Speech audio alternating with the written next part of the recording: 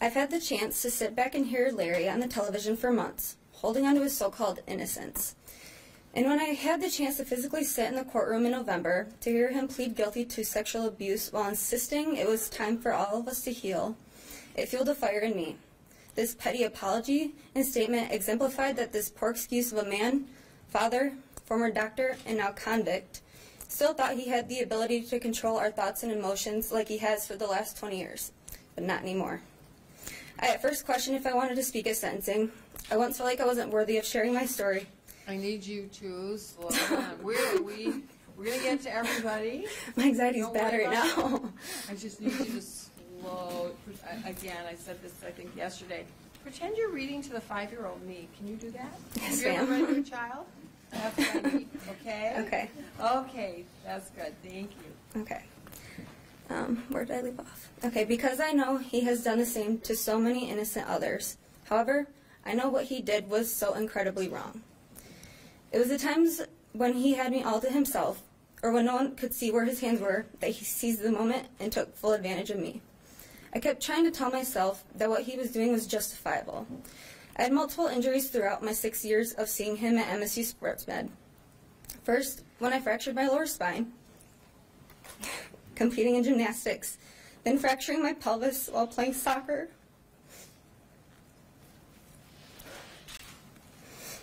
My sophomore year of high school,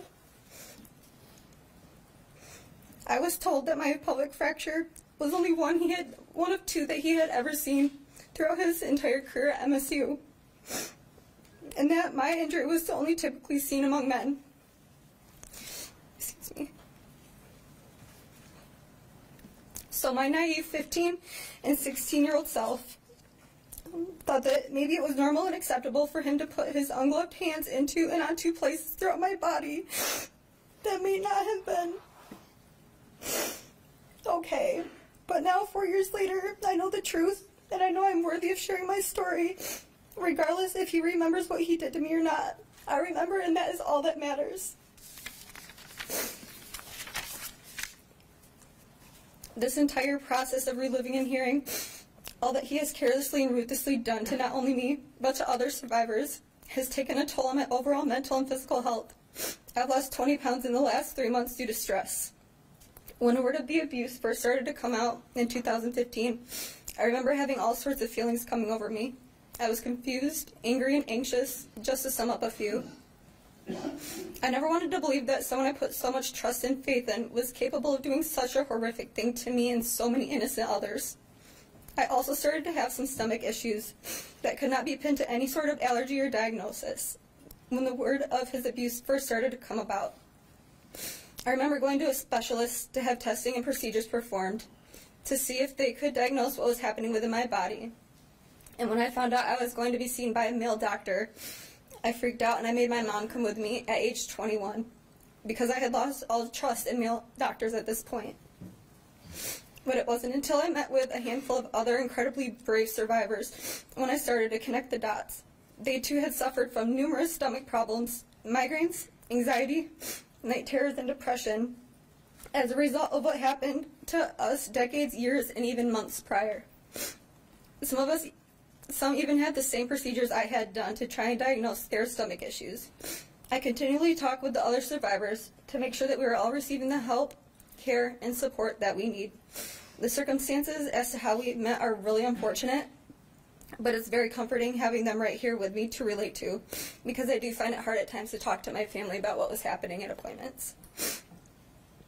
I know my parents hold a lot of guilt for allowing me to be seen by him for so many years, but they, as well as myself, were not aware that his so-called treatments weren't going to help me be able to play the sport that I love, let alone walk.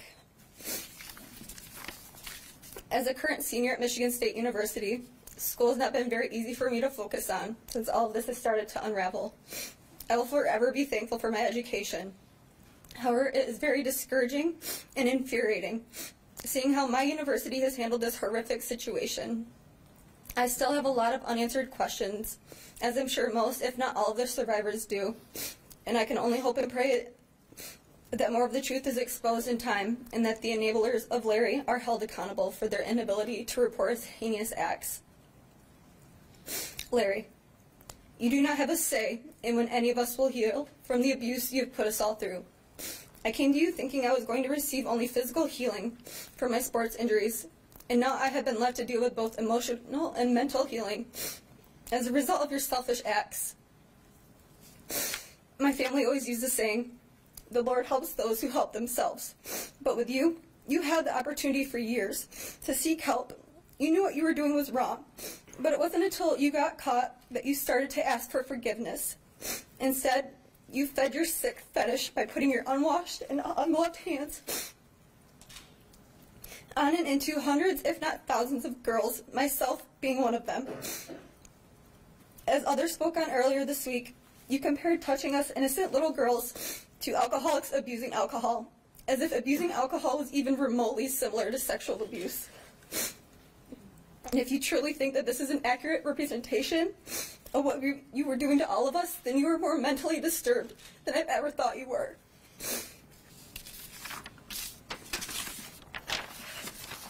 Your Honor, I think that you will have heard enough from me and everyone else over the last 3 days to make the adequate decision of how long he should be put away.